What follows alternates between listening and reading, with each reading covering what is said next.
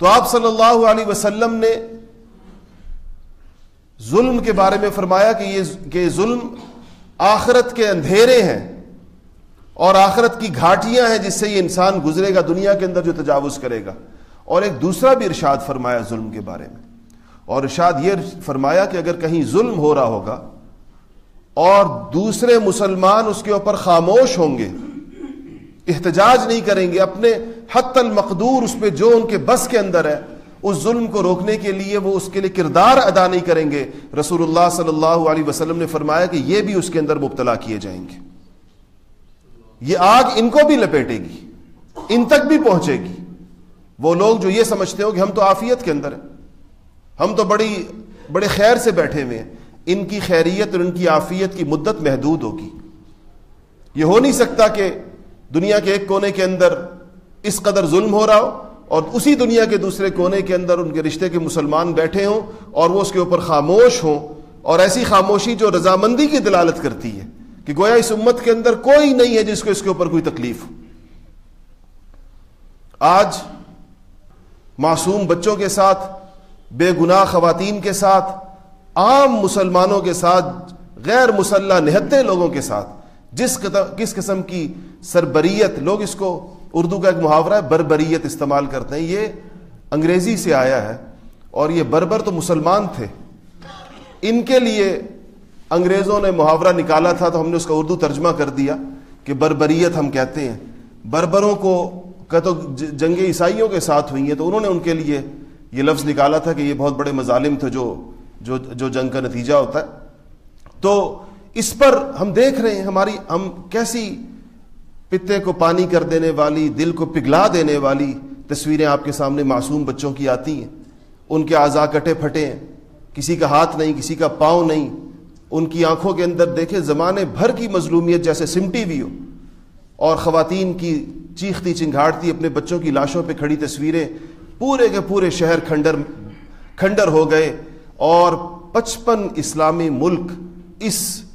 روئے زمین کے اوپر موجود ہیں جو اپنی نسبت رسول اللہ صلی اللہ علیہ وسلم سے کرتے ہیں, اور ان کے حکمران بھی موجود ہیں, ان کے لوگ بھی موجود, ان کی تنظیمیں بھی موجود ہیں, ان کے اجتماعی فورمز بھی موجود ہیں, OIC کے نام سے اور عرب لیگ کے نام سے اور مختلف ناموں سے. لیکن آپ کو کہیں سے کوئی صدا اٹھتی ہوئی آتی؟ کوئی صرف یہ کہتا ہوا بولتا نظر آتا ہے کہ اس ظلم کو بند کیا جائے, یا ان مسلمانوں کی کیا داد رسی ہو سکتی ہے جو اس وقت جو کچھ ہو رہا ہے پچھلے 3 ہفتوں سے, اس کے اوپر امت اسلامیہ کے اندر کوئی طاقتور آواز نہیں اٹھ رہی. مسلمانوں کی جانب سے اس کے اوپر کوئی شور تک نہیں ہے کہ اسے وہ کہیں کہ یہ ہمارے اسلامی بھائی ہیں, یہ ہمارے کلمہ گو مسلمان ہیں,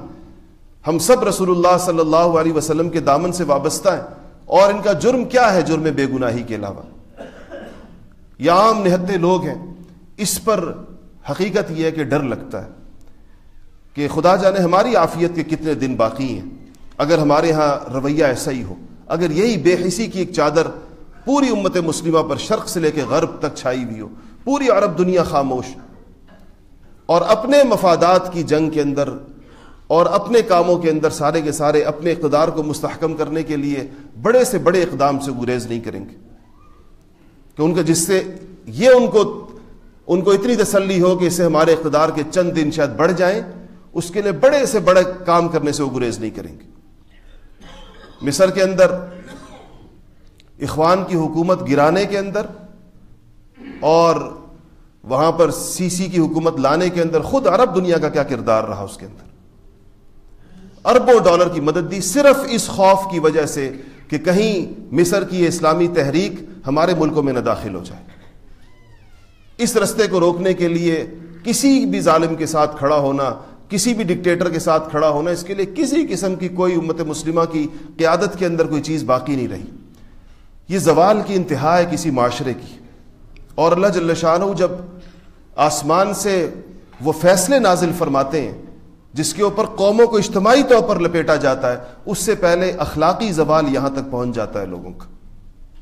یہ بڑی خوفناک صورتحال ہے اس وقت. اس پر آپ کبھی تاریخ انسانی کو اس کے اندر دیکھیں, اس پر مسلمانوں کی تاریخ دیکھیں, مسلمانوں پر جو قیامتیں اجتماعی طور پر اس سے پہلے آئیں, سقوط غرناطہ ہوا, اندلس کا سقوط ہوا, بغداد کا سقوط ہوا, ہندوستان کے اندر ہماری 800 سالہ حکومت جو ہے وہ گری اور خلافت عثمانیہ مسلمانوں کے حصے بکھرے ہوئے ترکی کے ٹوٹنے سے، اس سے پہلے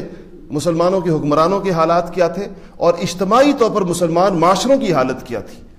یہ ایک درس عبرت ہے جو ہماری نگاہوں کے سامنے ہے، اور اس میں سے کوئی چیز ایسی نہیں ہے جو تاریخ کے صفحات کے اندر موجود نہ ہو. تاریخ کو اس نگاہ سے پڑھیں کہ اس وقت کیا اجتماعی صورتحال ہوتی ہے. مسلمانوں کے اجتماعی اخلاق، سب سے بڑی چیز آپ کو اس پہ یہ نظر آئے گی کہ مسلمانوں پر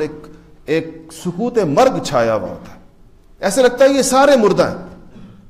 آپ سوچیں دنیا کے اندر 1 ارب 65 کروڑ مسلمان بستے ہیں. کتنی بڑی قوت اور آواز ہے یہ. اگر صرف یہ آہو بکا کریں تو ان کے نالے عرش سے ٹکرائیں،